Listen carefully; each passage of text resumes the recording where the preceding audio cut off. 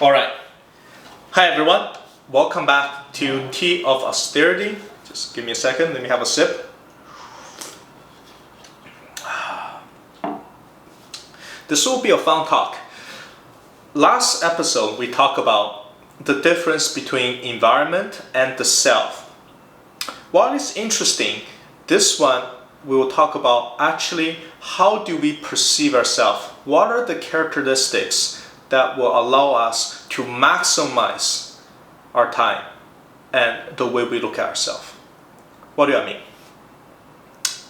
Let's break down our existence into, or our personal attributes into 6 major attributes. And before I say what they are, here's why I want to do this. What gets measured gets done. So the first step to understand ourselves and to understand our current situation is to build a metric that can evaluate the different aspects of our lives. Now, are there perfect metrics? No. How much metrics do we need? Not too much, but not too few. The reason is, if you measure too many things in your life, you end up spending too much time optimizing things that in reality have a lot of variance in their outcome. Because we're not so sure if only one thing will lead to success. We can only capture groups of them and hope by looking at the interaction between different attributes and groups of attributes, we can find a holistic way of moving forward. What I mean is, if you improve all the attributes, hopefully the chances of you succeeding will improve. But now, for those of you who understand statistics, you already know if you do everything correct, if you have bad luck, what happens? Well, there's no fix for that. But for the most average people, let's not consider the people on the 2 extremes. Optimizing the attributes that I'm going to list is going to help making you better. And now, it doesn't really matter what I list as attribute. I really want you to understand this, because I sincerely believe that anything that is sufficiently abstract is always correct. So if I tell you that all you need to do is maximizing love, perfect. I don't think anyone will find fault in that. But is it going to be helpful in directing how you want to conduct your daily activities? No, it's not going to do that. So the trade-off is, I want to give 6 concrete attributes. But you have to understand that the more concrete we make them, the more restrictive they'll become. And because they're restrictive, they're not going to encompass, or they're not going to basically look all your characteristics. It's just not possible, and we cannot do that. So 6 major things, and I think it's enough. And also, just so you understand, you don't really have to do the things I tell you to do. You can find 6 major characteristic groups. You can modify them however they want, just so that they don't look so similar to each other. So if you want to say that I want to maximize my health, the next thing is I want to maximize my mental health. Well, those 2 things are kind of similar. So make it a little bit distinct from each other, a little bit further apart than these attributes, so that once you make them, we can actually, through looking at the distance between those attributes, we can find ways to optimize. And that's the whole point. You can do your own list. It doesn't matter. Do you want to do 10? Sure, maybe you want to do that. But to me, I probably don't, because the interaction of 10 different variables is a little bit complex. I mean, in my case, even 6 is a little bit too much, but I'm putting there just so that it sort of encompasses more things in life. And I think there's a little bit benefit. But then again, this is continuously evolving. So when we find something more better, or something needs further elaboration, we can increase another categories or take one out. Okay, so here are the 6 categories that we want to maximize, or that we want to consider when we look at ourselves. Number 1, strength. Strength can mean physical strength, like your body, your power, how much you can squat, but that's that's besides the point. It is how comfortable and how much physical prowess you have. And also that includes, again, how much conviction you have on things. So think about this in umbrella terms. How much strength, like how hard can you hit something? Now, this means physically hit something and also mentally tackle something. And now we can discuss a little bit more, and for each one of the traits I'll discuss in detail in one of the episodes in the future. But just give you a little bit preview. When you think about strength, you immediately start to think that strength is a continuous aspect. It changes. For example, if you abuse drugs, abuse alcohol, if you're physically out of shape, that's going to have a depreciating effect. I mean, it still have a negative effect on your strength. You're not going to be as powerful as you like. Or if you're growing old, and old age is going to put a constraint on your strength. You're not going to be as powerful as you are when you're 20, when you're 80, or when you're 70. So you have to take that into consideration. And I think it's very important to know that you have an attribute that's evolving with time, and it changes based on what you do to yourself. So say you want to go to the gym, that will add some strength to you. But then, on the other hand, you can start calibrating, because we have very clear metrics about the strength and how you can compare yourself to. Let's say you want physical strength, you can compare yourself to professional athletes. Now, I'm not saying that you want to use them as the maximal ceiling. Maybe you want to use something less extreme, like advanced amateur. And then you look at them and say, okay, for advanced amateur in running, you want to know that their heart rate, how much they can run, how fast they run. For amateur weightlifter, you look at, okay, how much can they lift? And then you make a scale between 1 to 10. And you say that, where do you fall? And maybe on the bottom end of the scale, you put in someone who doesn't exercise, completely out of shape. And then you start to understand, okay, we have a range. Now, a more important and fun part is to determine how does this range impact, so how does strength, this attribute, impact your life? And we can think of many different ways that it can impact our life. For example, as I said, strength is external. It doesn't change by your perception, but it does impact your perception. The more powerful you are, hopefully the more confident you become. Maybe you open more door to the outside world. So we can talk about how strength can have synergy with other attributes that you may have, which is charisma. Now, again, now we talk about charisma, we may have to say that it can be a negative to charisma if you, in different culture, you become too powerful, too strong.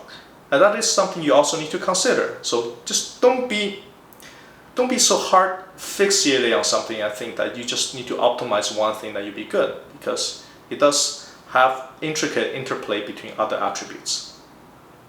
So strength, number one. Second one, perception.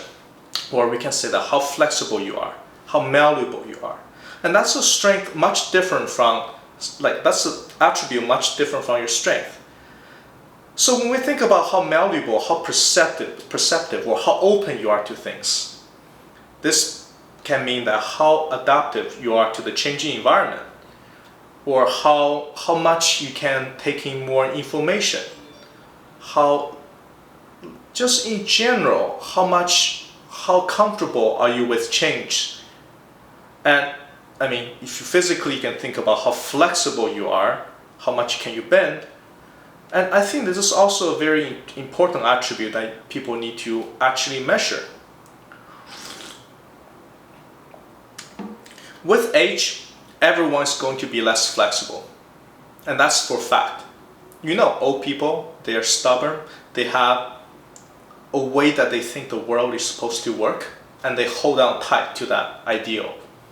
You have, in political sphere, you have the left wing, you have the right wing. They both have essentially an archaic way of viewing the world.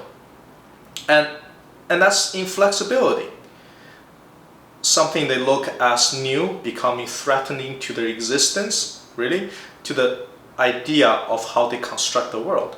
So they may say, oh, I hate this, I don't like when people's doing that, or time has changed, everyone's on their phone, or even worse. So understand that flexibility, perception, flexibility is one of the attributes that you have. And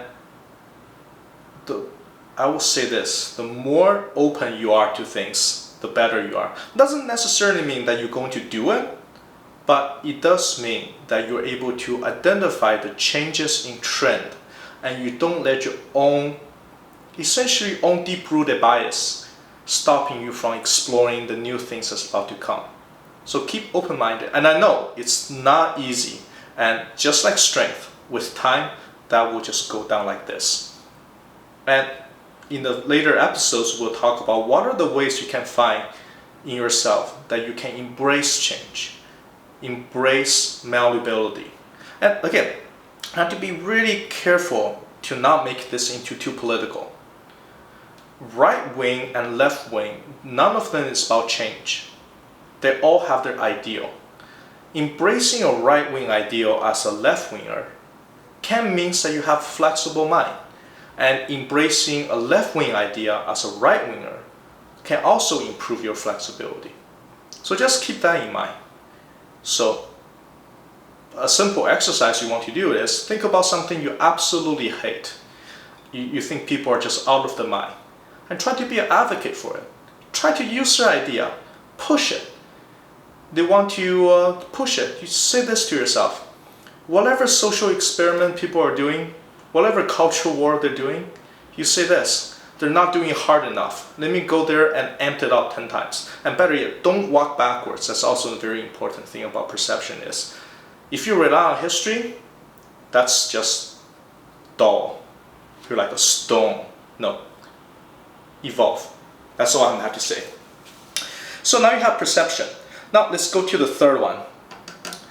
Let's call this, I'm struggling to find a good way to call this. Let's call this resilience. That's another attribute that you have. How resilient you are does not really depend on your physical strength. You can think of it as how much resistance you get against disease, against hardship. And you don't have to be the best physical health to have high resilience to pressure, to illness, to the different things life throw at you. And I think this is also a very important part. I mean, all 6 are important, so probably I shouldn't say this too often. But with resilience, basically means that you can take on more opportunities. If you have low resilience, it means that you may be able to focus on one thing or 2 things at a time. You can engage in maybe 1 or 2 things. And if they fail, you'll have a negative impact on you, and you may not want to engage in more things in the future. But with resilience, that means you can maybe try more often, try more new things. And when things fall, you can take the beating. And I think in this world, you wanted to have more resilience because you're bound to fail. Like for sure, in many different ways. Now, will you let that, well, I mean, not will you, that's a mind thing, but having high resilience means that you can brush it off. Okay, you got rejected by a job, by a mate, by your parents, by school. Just brush it off. Try other things. It's okay to fail. Fail many times. And maybe through even failing more, you build more resilience. And having low resilience is bad because you may quit, or you may never engage in things that will be beneficial to you because you're afraid of losing. Now, does it mean that you're just going to throw your resources, throw your time and attention on trying all the things just so you can fail? No, you have to be calculative and to be strategic with that. Now, with time, what happens with resilience? It can either improve or it can worsen. It's easy to think why resilience can improve because as you accumulate more life experience, you start to see more and you can take on more load. But it can also worsen because if you have tragic defeats, you have very bad memories of catastrophic losses. And that may become an inhibiting aspect to your resilience. And then this will we will talk about the 6 negative elements in the next episode, which will talk about how these negative aspects will influence the 6 positive, which I'm talking about right now. So we have resilience. Next one, intelligence. Intelligence means how much you know about things, how much you understand the workings in details, and how you can cultivate power through the knowledge that you have. You may be a programmer, you know how to program. You may be a financial expert, you know the different financial products. You may be a welder or a tradesman, that you know your trades very well. So these, I put them together as intelligence. Your experience, your knowledge, and if you want to use the more commonly accepted intelligence, is how fast you can learn things, and how witty you are.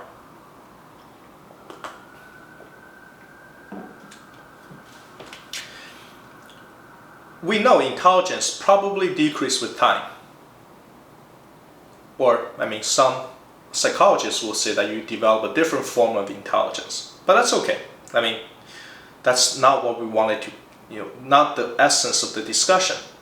But we do know something that will hurt your intelligence. Having a bad lifestyle, eating bad food, drinking, drugs, not sleeping well, having a lot of stress. So these things negatively impact your intelligence. And if you think that your intelligence is a very key driver to your success, then you have to measure it. And you have to measure the elements that's decreasing your intelligence. And on the other hand, you have to think about what are things that's improving your intelligence. Well, we shouldn't say intelligence in the strictly IQ way, but what are things that improve your knowledge, and how much effort do you want to spend on it? For example, if you're an immigrant, you need to have command of English. So that is a skill. And the more you understand a language, the more nuance you understand the words, you understand the grammar, and you understand the history and the literature, you will improve your thinking. It's just, if you have only 3,000 most common vocabularies, I don't think you can engage in very sophisticated thinking. It's just like food. There's different layers and there's different fineness. And that's something you can work towards, you can work on. Improving, and also, again, that's for the more of the literature side, but on the hard skill, think about it. Technology is changing, and there are some technology, some skill that's going to be more favorable in the changing times. After intelligence, we have wisdom. This is another quite esoteric attribute. So wisdom, when people think about it, what is it? The way I define it is the things you don't have to personally experience that you can utilize.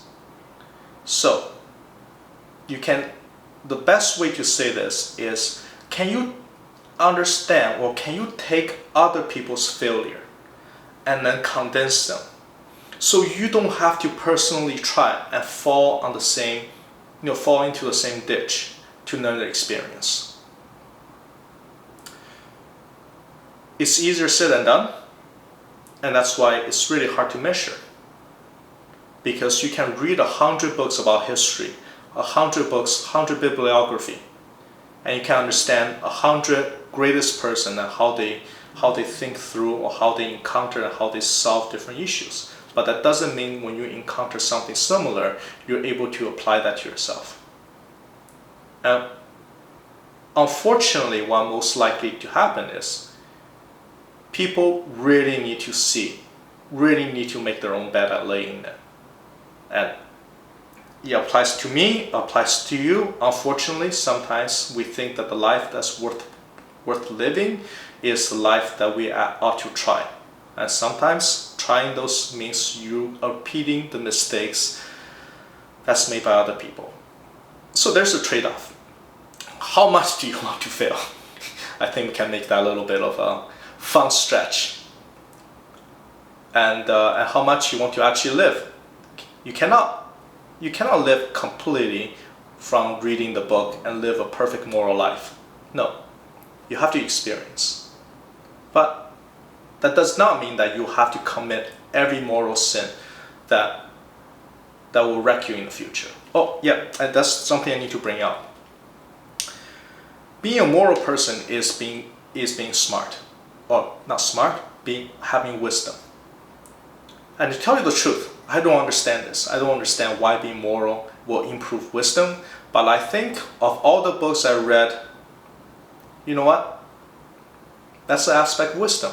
Is even though you don't understand, you probably think it's a good thing to follow. And at least for me, I would say being a moral person is equivalent of having wisdom. So try to be moral again. Now, why does it work? I don't know. I just have a feeling that's probably going to work. Not going to say more about that, at least today. And the last point, the last attribute is charisma. We all know what charisma is. Some are natural, like how tall you are, how beautiful you are. Some are secondary. Let's say how powerful you are. Let's say if you occupy a position of power, or you have developed a way of talking, a way of influencing people. That makes you also charismatic. There are internal factors that contribute to charisma as well, such as, are you in general an optimistic person? So your personality has an effect. If you're not optimistic, if you're very pessimistic and very jaded, you're probably not very charismatic. External factors also have contributing factors to this as well. Say, I don't want to really bring this up, but you have to really consider your location and your background, where you came from, what innate characteristic that you have. Not everyone is open-minded. And how would they play? Would it be favorable? Now, would your attribute be favorable or be detrimental to your success or to your charisma? And those are all a factor. Now, can you improve your charisma? The answer is, of course, yes, you can improve your charisma. Something can be improved with money, like throwing lots of parties, spending a lot of money, which is, you can see doing advertisement or personal connections, going to different conferences, talk to different people, be presentable, dress well. So these are all attributes of charisma. That's something you can do, improve externally. Now, how much does charisma have an effect on your success? I mean, quite a lot, honestly. And I wish I can tell you more how you can apply charisma, but I think a lot of charisma is borderline in the gray areas I don't want to really talk about. But you understand my drift. The best way to look at charisma is probably just look at how a lot of financial scammers get away with scamming millions of people, or how the most recent Bernie Madoff, or you look at some recent collapse, look into those people, look into how those people package themselves, package the vision, how they network, and how they use their own influence and their own background to achieve something that like an ordinary person will never be able to do that. Now, these are the people that got found out, but then there are much more people that faked it till they made it. So you can study them. But concretely, yes, treat charisma as an attribute that you want to maximize. And I think, unless you want to make a point where charisma and wisdom are a little bit conflicting, that the more beautiful you are, the more likable you are, the duller you become. But I think, overall, you want it to be more charisma and having more wisdom. Now, obviously, if you're being too perfect, maybe there's a risk of doing that. However, I think most people will not be there. But now we talk about the 6 attributes. I left out a lot of things, like But I think, like for example, like how humble you are, how much charity that you have, or how relaxed you are, how chill. So these can be attributes that allows you, that supplements the sixth attribute. For example, how chill you are, how forgiving you are can be considered part of resilience. Maybe a strategy that you use to make yourself more tolerable to the harsh conditions and harsh interpersonal conflict, and being or they can play into how much wisdom you have. Maybe you understand that being humble and forgiving can improve your morality. So again, that's my six categories. Let me do this again. Strength, flexibility or perception, endurance or resilience, intelligence, wisdom, and charisma. And in the future episodes, I'll talk about how each one of them and how you can maximize, or what are some factors that goes into each one of these traits and how they affect your life, and how changing them or changing the environment around them can improve them. And hopefully, again, big if, improving those traits will give you better chance for whatever you want to accomplish. But the next episode we will talk about is the 6 negative traits that you have. And I should call them the permanent or close to permanent negative traits that's dragging you back. Because unlike positive traits that you can add and take off, unfortunately, negative traits, I think for the most people, a practical way of viewing them is it only gets worse. And I'll end here, and I'll see you next time.